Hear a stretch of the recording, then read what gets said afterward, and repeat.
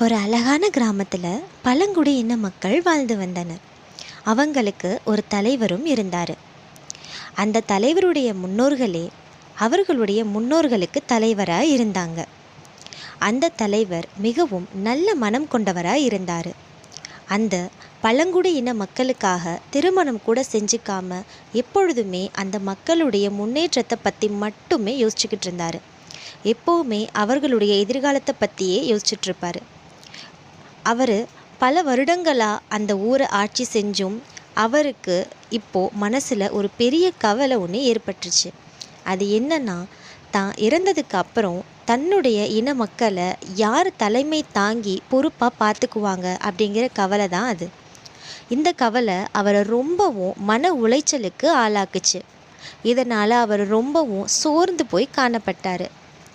கொஞ்ச நாள் கழித்து அவர் யதார்த்தமாக ஒரு அகோரியை சந்தித்தார். அந்த அகோரி கிட்ட அவர் மனசில் இருந்த குறைகளையும் சொன்னார். அதற்கு அந்த அகோரி அந்த ஊர் தலைவருக்கு சில தியானங்களை சொல்லி கொடுத்தாரு.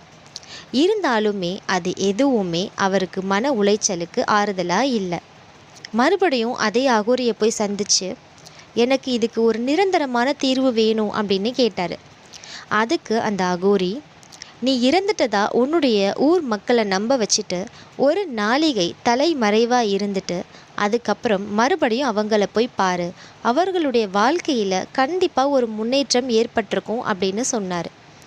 அதோட நீ எக்காரணத்தை கொண்டும் எந்த ஒரு சூழ்நிலையிலையுமே அந்த ஒரு நாளிகை நாட்களுக்கு முன்னாடி உன்னுடைய மக்களை நீ சந்திக்கவே கூடாது அப்படிங்கிற ஒரு வாக்குறுதியையும் வாங்கிக்கிட்டாரு. அந்த ஊர் தலைவரும் அதற்கு சம்மதிச்சார். அடுத்த நாள் தான் இறந்துட்டதா ஒரு புரளியை கிளப்பி அங்கேருந்து தலைமறைவாக ஆயிட்டார். அந்த ஊர் மக்கள் எல்லாருமே ரொம்ப அழுது ஆர்ப்பாட்டம் செஞ்சாங்க. இனிமே நம்மளை யார் பார்த்துக்குவாங்க அப்படின்னு ரொம்ப வேதனைப்பட்டாங்க. அந்த ஊர் மக்களுக்கு பகுத்தறிவு சிந்தனைங்கிற எதுவுமே கிடையாது. அவர்களுக்கு எந்த ஒரு நாகரிக வளர்ச்சியும் கிடையாது. இத்தனை வருடங்களாக அந்த தலைவர் தான் அவங்கள வழிநடத்தி கொண்டு போயிட்டு இருந்தார். இனிமேல் தான் என்ன பண்ண போகிறோம் அப்படிங்கிறது ஒரு பழங்குடி இன மக்களுடைய வாழ்க்கையிலையுமே ஒரு பெரிய தாக்கத்தை ஏற்படுத்துச்சு. கொஞ்ச நாள் அவங்க ஊர் ஃபுல்லுமே பசியிலையும் பட்னிலையும் வாடினாங்க. யார் என்ன செய்ய போகிறோங்கிறது தெரியாமல் திக்கு முக்காடி போய் நின்னாங்க. அதுக்கப்புறம் நிறைய தவறுகளை செஞ்சு செஞ்சு செஞ்சு அதை ஒன்று ஒன்றா திருத்தி வாழ்க்கையை வாழ ஆரம்பித்தாங்க. வாழ்க்கைனா என்னங்கிறத கற்றுக்கிட்டாங்க. வாழ்க்கை பாடத்தை முழுசாக அவங்க கற்றுக்கிட்டு முழு நாகரிக வளர்ச்சியையும் அடைஞ்சாங்க. இப்போ அவங்க ஒரு நாகரிகம் உள்ள ஒரு நல்ல மனிதர்களாக ஆயிட்டாங்க. இது எல்லாத்தையுமே அந்த ஊர் தலைவர் தலைமறைவாக இருந்து அவர் பார்த்துக்கிட்டே தான் இருந்தார். அந்த ஊர் மக்களுக்கு பல நேரங்களில் தலைவருடைய ஆலோசனை தேவைப்பட்டுமே அந்த ஒரு நாளிகை நாட்களுக்கு முன்னாடி தான் மக்களை பார்க்கக்கூடாதுங்கிற வாக்குறுதியை அவர் காப்பாற்றிட்டார். அந்த ஒரு நாளிகை கழித்து அவர் அந்த ஊர் மக்களை போய் சந்தித்தார். அதுக்கப்புறம் அந்த ஊர் மக்கள் எல்லாருமே தான் தலைவரை பார்த்த உடனே ரொம்ப சந்தோஷமாக அவரை வரவேற்றாங்க. அதுக்கப்புறம் நடந்த எல்லாத்தையும் அந்த தலைவர் அந்த ஊர் மக்களுக்கு சொன்னார். மக்களும் புரிஞ்சுக்கிட்டு ரொம்ப சந்தோஷப்பட்டாங்க.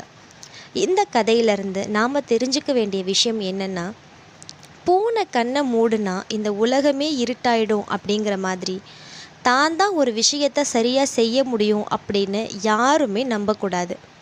தான் எப்படி ஒரு விஷயத்தை செய்வோமோ அதே மாதிரி அடுத்தவர்களும் அதே விஷயத்தை செய்ய முடியும். ஆனால் அது அவர்களுடைய பாணியில் செய்வாங்க.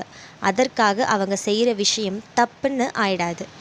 இன்னொரு விஷயம், தவறில் இருந்து தான் சரி அப்படிங்கிற ஒரு விஷயம் பிறக்குது. நம்ம எந்த ஒரு விஷயத்தை செஞ்சாலுமே அது முதல்ல தவறாக தான் போய் முடியும். இதுதான் உலக நியதி. அதற்காக அந்த விஷயத்தை நம்ம அப்படியே செய்யாமல் விட்டுறக்கூடாது. நம்மளுடைய அடையிற வரைக்கும் நம்ம முயற்சி செஞ்சுக்கிட்டே தான் இருக்கணும். எடுத்துக்காட்டாக ஒரு குழந்தை முதல்ல அம்மா அப்படிங்கிற ஒரு வார்த்தையை எழுதும் பொழுது முதல் வாட்டியே அது சரியாக எழுதிராது. 10 முறை தப்பாக எழுதும். அதுக்கப்புறம் 11வது முறை அந்த குழந்தை அதை சரியாக எழுதும். அதே மாதிரி தான் நம்ம எந்த ஒரு விஷயத்தை பழகினாலும் அது தவறாகி அப்புறம்தான் சரியாகும்.